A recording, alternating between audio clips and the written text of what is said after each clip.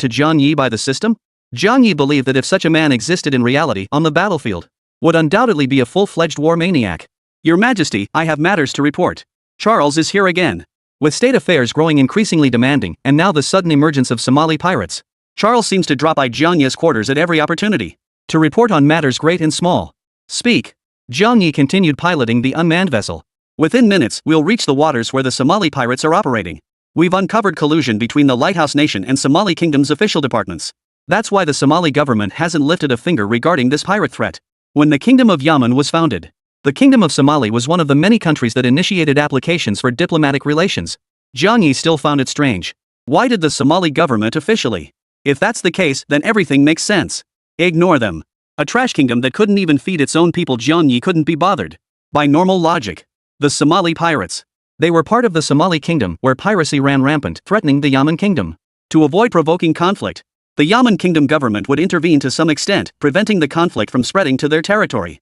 After the Lighthouse Nation intervenes, the most they could do was comply with the Lighthouse Nation's arrangements and turn a blind eye to the matter. They could never actually join the war, because the concepts are different. The Somali pirates are merely a pirate organization, utterly insignificant in the international community. But the Somali Kingdom? That is a sovereign nation.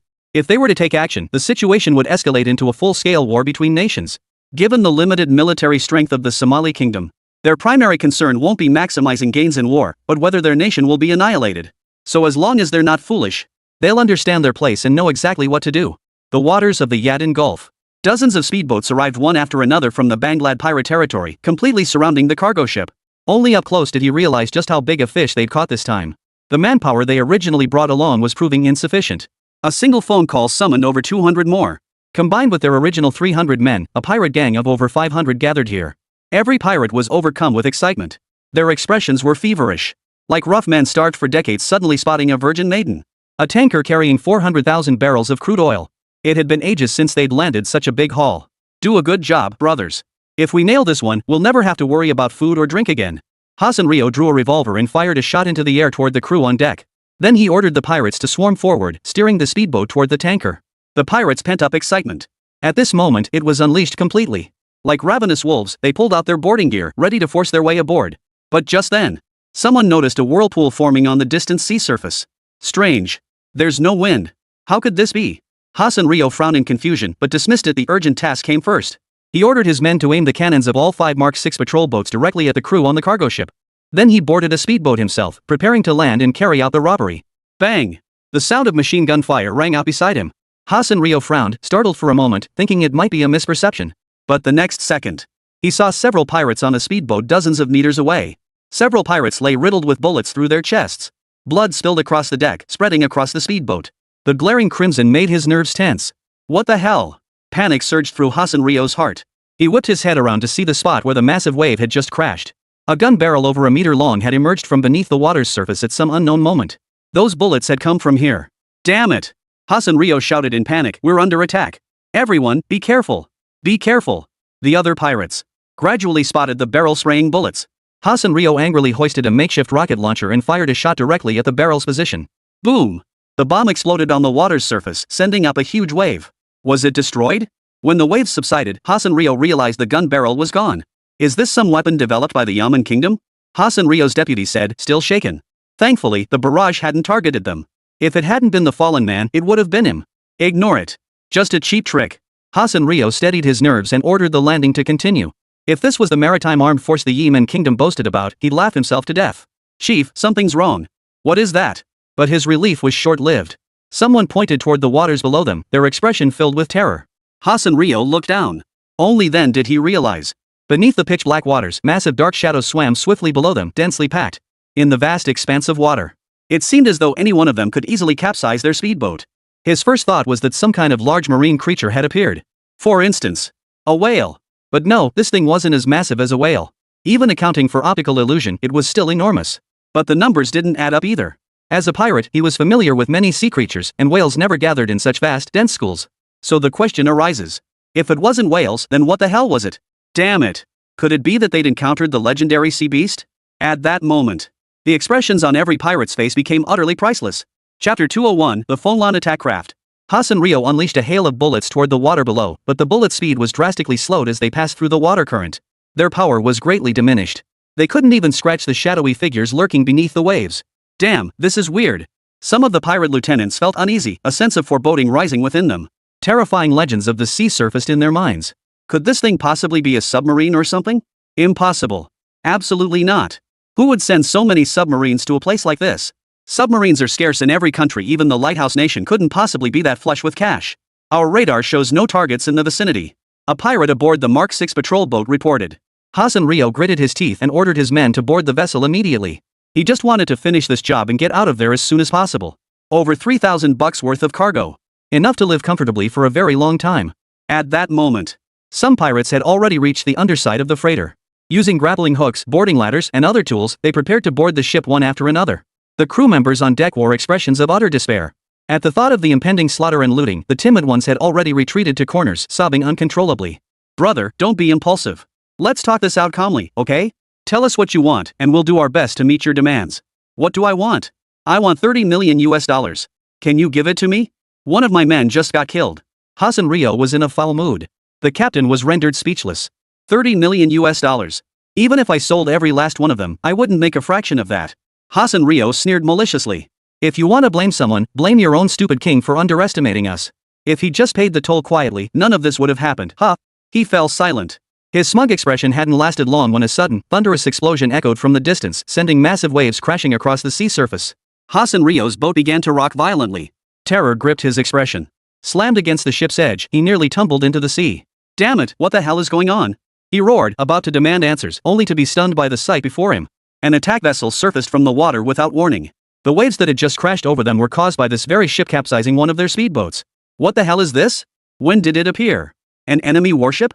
All the pirates stared in stunned disbelief, their faces etched with shock and disbelief. On the cargo ship, all the crew members were equally baffled. Saved? Yet they dared not relax. Because they had no idea what this thing actually was. Blow it to smithereens. Blow it to smithereens. Hassan Rio commanded 5 Mark 6 patrol boats, and all 5 vessels aimed their cannons in the same direction. The next second, 5 barrels unleashed over 30 rounds of ammunition. Boom! The explosions reverberated across the sea surface, sending wave after wave crashing upward. Had they succeeded? With such concentrated fire, the enemy couldn't possibly evade it. So there was only one possibility. They were blown to smithereens. Yet seconds later, as the white smoke from the blast gradually dispersed, Hassan, Rio, and the others were stunned speechless. Because after the barrage of bombs, the enemy remained standing in the distance. Though violently shaking, its surface showed no significant damage. Only a few distinct bullet marks remained. Hassan Rio and his men exchanged bewildered glances. They were dumbfounded. Completely dumbfounded. An attack of that caliber should have blown through ordinary 50-centimeter steel plates, right? And it didn't even work? How powerful is this thing? Zhang Yi hadn't taken action against them precisely to test the Fenglan combat craft's real-world combat data. The results were clear, its defensive capabilities lived up to the system's specifications. It possesses insane self-defense capabilities. The only question now is how its offensive capabilities stack up. Yading Bay. The Fenglan-class vessel's retractable, self-adjusting turret extended from its hull. The next instant. Fire.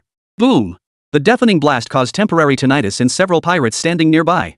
Then, before their terrified eyes, the cannonball struck beside several speedboats. Every pirate aboard the speedboats was instantly blown to bits, along with the vessels themselves reduced to splinters. In a single instant, the Fenglan combat boat had claimed 20 lives. Not bad. Jiang Ye's lips curved upward. He was thoroughly satisfied with the Fenglan's offensive capabilities. 10 points. It absolutely deserves a perfect score. Hassan Rio was both terrified and fearful, yet as a pirate, he was no stranger to life and death situations. Gritting his teeth, he ordered all pirates to attack the vessel. 5 Mark 6 patrol boats bombarded the vessel in rapid succession. The remaining pirates unleashed their portable rocket launchers. Amidst such relentless assault, the Fenglan warship maneuvered relentlessly across the sea. It managed to evade most of the incoming fire. The entire crew of the cargo ship was utterly dumbfounded. That performance is just insane. Are you all useless? Lock on with the radar. Watching his incompetent crew waste so many rounds firing blanks made him seethe with rage. Shells cost money, you know. Captain, it's not that we didn't want to lock on. The Mark 6 patrol boat's radar system simply didn't detect any targets. We couldn't complete the lock. The Mark 6 patrol boat pilot said with a sense of injustice. If they could lock on, they would have done it already. Why wait until now? This proves the enemy combat vessel's radar jamming priority is extremely high. Damn the lighthouse nation. Isn't their radar supposed to be the best in the world? Hassan Rio slammed his fist against the hull. 5 Mark 6 patrol boats, over 500 men, hundreds of portable rocket launchers. And yet they were utterly helpless against this thing. And they only had one vessel. Zhang Yi didn't hear that remark, otherwise he'd have laughed again. Who said there was only one? What Hassan Rio didn't know was that there were 49 more combat vessels like this lurking beneath the surface. Boring. Jiang Yi lost interest. It was time to end this. The Fenglan attack craft suddenly extended a freely deployable machine gun barrel from its bow. This was because Jiang Yi felt using missiles against these pirates was overkill. Besides, they were so close to the cargo ship. He feared the explosion might ignite the cargo ship. Don't forget it was loaded with oil. The next second, a hail of bullets, firing at a rate exceeding 1,200 rounds per minute, formed a dense net that instantly enveloped all the pirates. What? Don't kill me, I don't want to die. I don't want to die. The pirates' piercing screams sent chills down the spine. One after another, they fell. Blood stained vast swaths of the surrounding waters crimson, the air thick with the choking stench of blood. Some pirates still tried to flee. They drove the speedboats away like madmen, as if their lives meant nothing. But don't forget the Fenglan was a dual hybrid vessel. Its speed was unmatched among naval combat craft. Chapter 202, Who's More Cunning? Perfect for testing our pursuit tactics. A battle. After testing the Fenglan's defensive, offensive, and pursuit capabilities, Jiang Yi had to thank this band of pirates. Not long after, the Fenglan vessel caught up with the fleeing pirates and sent them to their doom in the same manner. From the crew's perspective, the pirates' bodies, those that hadn't yet sunk, floated haphazardly across the sea. The seawater visibly turned red. Of course, there were survivors. That survivor was Hassan Rio. Jiang Yi spared him for now, intending to bring him back for interrogation. What the hell is this? How strong is he? Yeah, how insane is that? Over 500 pirates wiped out like that? Unbelievable. Could this be a combat vessel from the Yamen Kingdom? They had witnessed a massacre with their own eyes. The Fenglan warship. Like the grim reaper of the seas. Wherever it went, it reaped the lives of pirates. This style of warfare was truly beyond their comprehension. What were naval battles like before? At the lower end, it was AK-47s blazing back and forth. The more sophisticated ones, though many never witnessed them firsthand, you've seen them in movies and TV, right? Rockets, guided missiles, all brought to bear. It was a contest of who could unleash the fiercest firepower. But the Fenglan fighter jet? Truly like a grim reaper or an assassin approaching its target silently. It's right up close, and the enemy doesn't even notice. Now imagine something even more ruthless. In this battle, Jiang Yi could command the Fenglan-class warship without ever showing his face. He could fire a few shells at Hassan and his crew from underwater. By the time they realized it, it would be too late. These pirates probably wouldn't even realize what hit them. They suddenly felt their own ignorance. Or had the technological capabilities of certain nations already advanced to this level? On the sole Fenglan-class vessel that had surfaced, a drone separated from the hull. It flew toward the cargo ship, hovering about 10 meters above the crew. Jiang Yi addressed the crew through the drone. You may continue your voyage. From now on, I will dispatch a drone to escort you until you reach your destination safely. Should any unexpected incidents occur, I will intervene. Your sole task is to focus on escorting the cargo. Understood?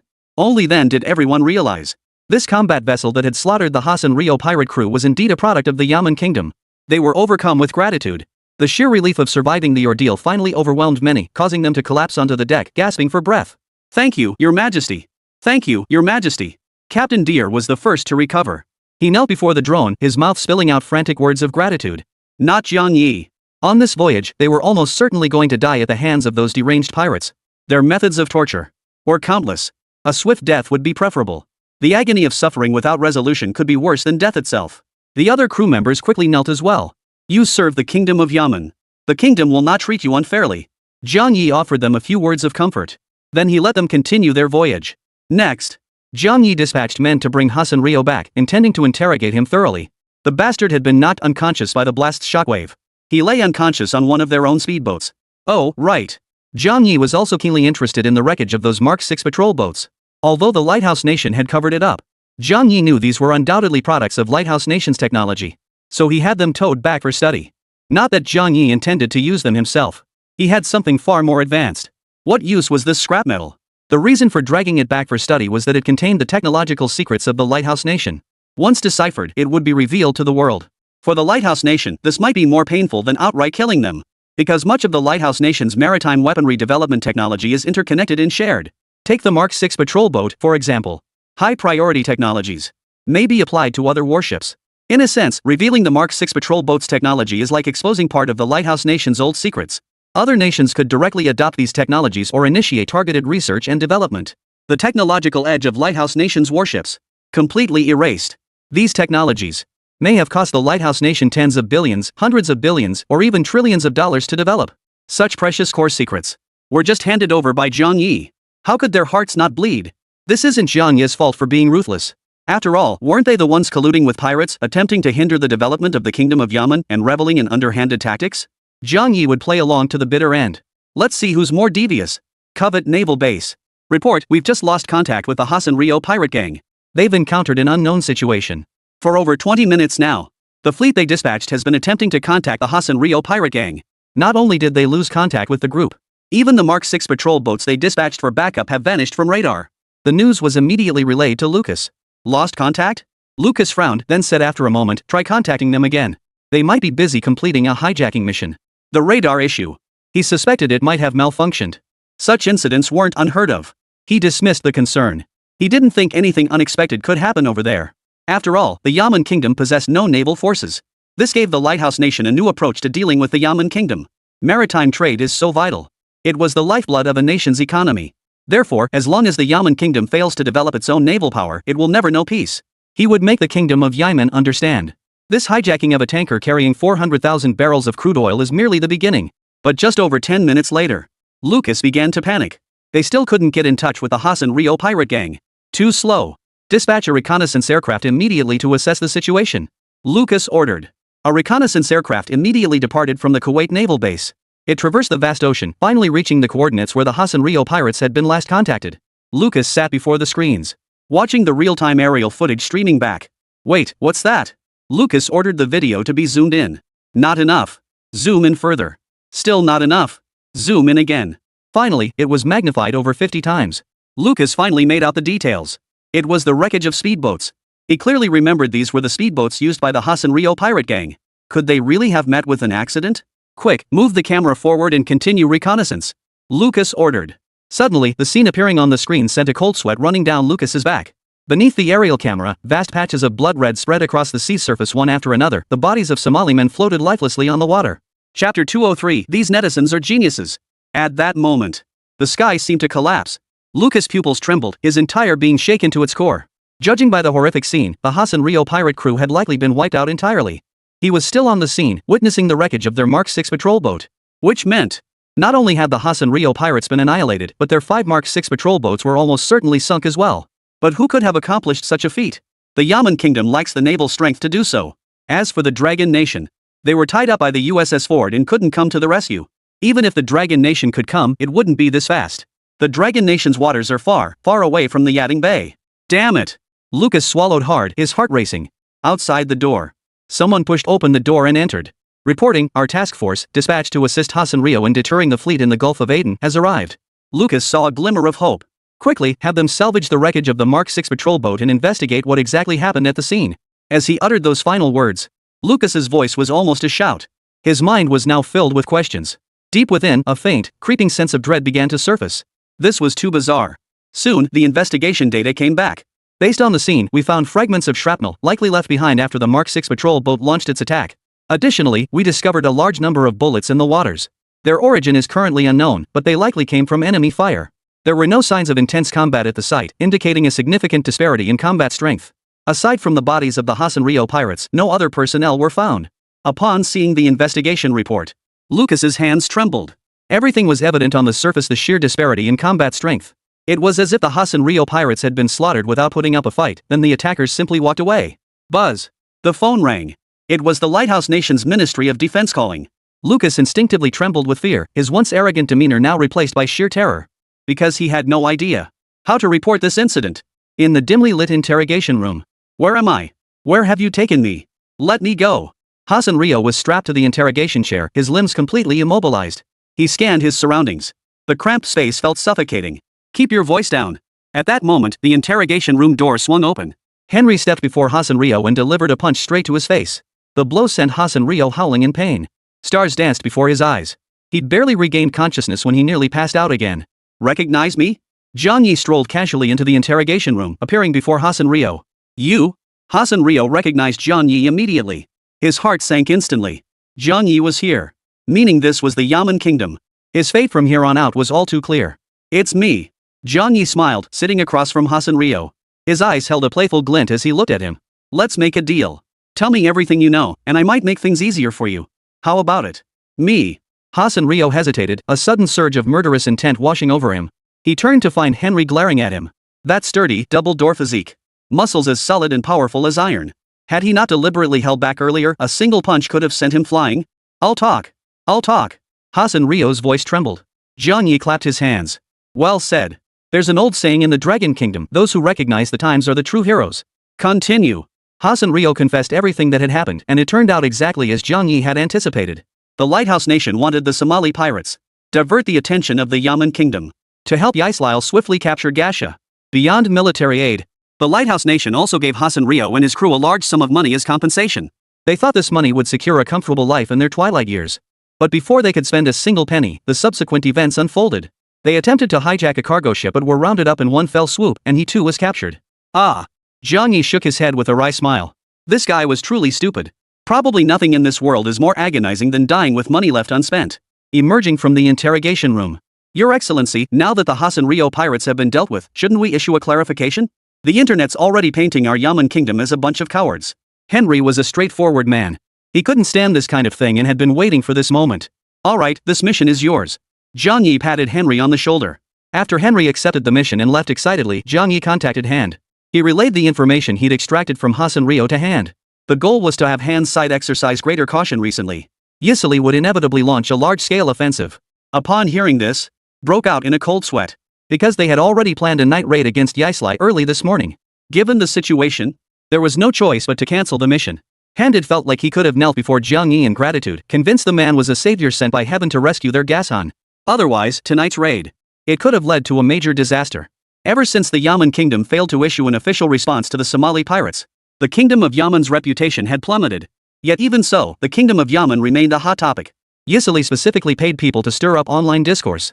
They're saying, this time, the Kingdom of Yaman has definitely backed down. The Kingdom of Yaman lacks naval power.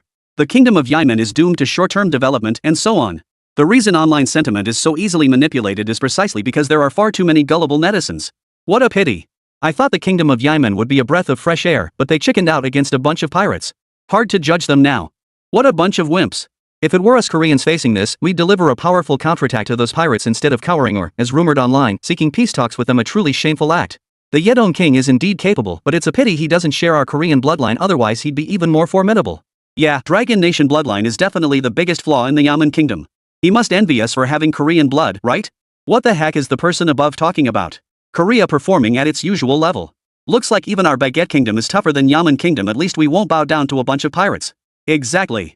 But can someone explain that line about no one conquering Balili before the Baguette Kingdom surrenders? This is hilarious. This generation of netizens is full of talent. Chapter 204, Unprecedented Backlash. However, with the release of a clarification statement by the Kingdom of Yaman, instantly, netizens worldwide were in an uproar. Yaman Kingdom, at 9:21 a.m. today, our nation successfully eliminated the Somali pirate gang in the waters of the Aden Gulf, eliminating maritime threats to Yaman Kingdom and capturing Hasan Rio, leader of the Hasan Rio pirate gang. This notice confirms that Hitaita port will resume normal operations as before. Furthermore, the Kingdom of Yaman pledges that all orders involving transactions with the Kingdom of Yaman shall be protected. Any acts of provocation or ill-intentioned schemes will be at the perpetrator's own risk. Few words. But every word carries weight. Didn't the Lighthouse Nation want pirates to threaten the Kingdom of Yaman and hinder its maritime development? They even attempted to create panic. To cripple Port Hatta, one of the Kingdom of Yaman's largest ports. Then, the fate of the Hasan Rio pirates serves as both the price and the example. Those who aren't afraid to die can keep coming. As for how the Hasan Rio pirate gang was annihilated, the announcement made no mention of it. The outside world only needs to know that the Hasan Rio pirate gang has been annihilated. Once the announcement was made, the world was shaken. Netizens who had been complaining just moments before were left speechless one after another. What the hell? What's going on? You're telling me there's a twist? The Somali pirate gang was wiped out? Is this real? No way. How did they pull that off? Are you sure it's not fake news? Wang Defu? So sudden? No warning at all. I don't buy it. How could it happen so fast? Do they think Somali pirates are idiots? Even if they couldn't win, they'd retreat, right? So the Yaman Kingdom actually has a naval force? They were hiding it all along? Don't get your hopes up. It's probably fake news.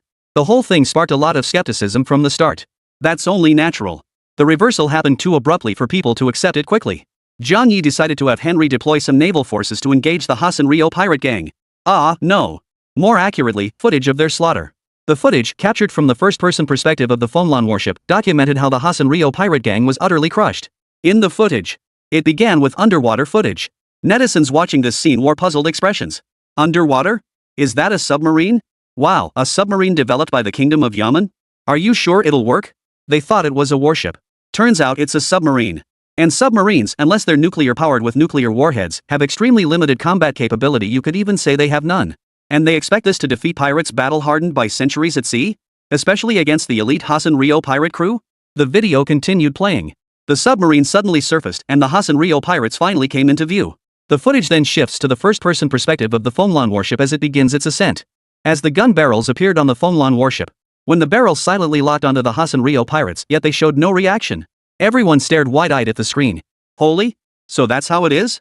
So it was a sneak attack? No wonder. I think I know what happened now. It was a sneak attack. It may not be honorable, but this is war. Who has time for such niceties? The Yaman Kingdom does possess some naval strength. Wait, just one warship? How did a few hundred people from the entire Hassani Rio region, with over 100 speedboats, take out so many? Another question arises. One warship, unless it fired weapons of mass destruction from its gun barrels, couldn't possibly take out that many people. Then, netizens finally realized how superficial their thinking had been. After the Fonlan secretly took out 2 people and was spotted by Hassan Rio and his crew, it quickly changed course. Then, during its second sudden appearance, it withstood intense bombardment unscathed, with only its camera tilting slightly. Then came the sudden barrage of Gatling gun like hail of fire that sent the Hassan Rio pirates scattering in disarray. Finally, the Fonlan ship pursued every pirate like a hunter. The entire operation, all accomplished by a single ship acting independently. The audience seemed to follow the Fonlan's perspective, experiencing the tense, thrilling slaughter firsthand. Holy? What the hell is this thing? Is it that powerful? Judging by the footage, it must be an unmanned combat vessel. What blows my mind is its ability to dive, operate on the surface, and survive a full bombing run unscathed. What kind of material is this? It's insane. Yeah, when it got bombed, I thought it was done, for the video was gonna end. But then you tell me it's totally fine, just the camera's tilted? The Hassan Rio pirates seem to have combat boats. Didn't their radar pick anything up? Looks like they didn't. Otherwise, they wouldn't have been completely unprepared. So they must have some crazy radar jamming too? Because the video is first-person perspective. So no one could see the hull data of the Fonlan-class vessel from it. Everyone can only speculate. Judging by the footage, the attack craft deployed by the Yaman Kingdom are downright insane. Capable of submerging in surface combat, it combines the capabilities of both a submarine and a combat vessel. Its radar-evading capabilities signify extraordinary stealth performance. During the subsequent pursuit of the pirates, the team also discovered that its propulsion system likely utilizes a hybrid configuration combining conventional and nuclear power. This undoubtedly deals a blow to those who claim the Yaman Kingdom lacks naval power. Those who claim the Yaman Kingdom lacks naval power and that its maritime trade will suffer a major blow. Even those who claim the Yaman Kingdom would have no choice but to compromise with pirates and pay for peace. A resounding slap in the face. A resounding slap in the face. Not only did netizens worldwide take notice, but high-level officials across nations swiftly took it seriously. Countries like the Eagle Nation, the Empire of the Sun Never Sets, the White Elephant Kingdom, the Three Nations, the Stick Nation, and the Footbasin Nation. Because this time, the Kingdom of Yaman deployed yet another rare gadget. No other nation appears to possess such weaponry at present. Purple Palace of the Dragon Nation. Who knew the Kingdom of Yaman had such a marvelous thing? Chen Yunian and Su Jinghua watched the footage with solemn expressions. How many undiscovered secrets does the Kingdom of Yaman hold? How many treasures are hidden away? Even the Dragon Kingdom remains unaware, let alone other nations. Because of this, high-level officials from various nations specifically convened professional researchers to repeatedly study the video, attempting to extract some data. In short, one announcement, one video. The entire world sprang into action. Some were stunned. Some scrambled to analyze the footage, others to compile data. The impact was unprecedented. Zhang Yi felt no stirrings within him at such an outcome. This was only natural. It would have been strange if no one paid attention. Shaking his head, Zhang Yi turned to Charles beside him. Have you finished your investigation? Charles replied, yes, I've completed the investigation you requested on the specific circumstances of the Somali Kingdom's regional autonomy. Chapter 205, Money Means Nothing. Covet Naval Base. Lucas, you must tell me what's going on. Give me an explanation, or this won't end here. Veins bulged prominently on Moan's neck and forehead. Lucas stammered, unable to form a complete sentence for a long while. He never imagined the Kingdom of Yaman actually had such a treasure. Mons roared, what do you mean, what? Didn't you guarantee this mission was a sure thing? This is how you repay my trust? I'm truly sorry, Minister, but I never anticipated they actually possess naval forces. According to our intelligence, the Kingdom of Yaman never developed offensive vessels. I assumed they. Actually, this whole thing. No wonder, Lucas. The Lighthouse Kingdom's leadership shares that view. But since this has happened, someone must take responsibility. As Minister of Defense, Moans. He certainly couldn't take the fall himself. Lucas became the obvious scapegoat. He may have felt resentful, but no matter how much he resented it, Lucas had no choice. He had no choice but to accept his fate. As for his former arrogance, it had vanished without a trace. Nyo City. An underground research facility in the southern part of the city, heavily guarded year-round. Within a 20-mile radius, guards patrolled around the clock, ensuring no unauthorized personnel could breach the perimeter. Under heavy escort, Obama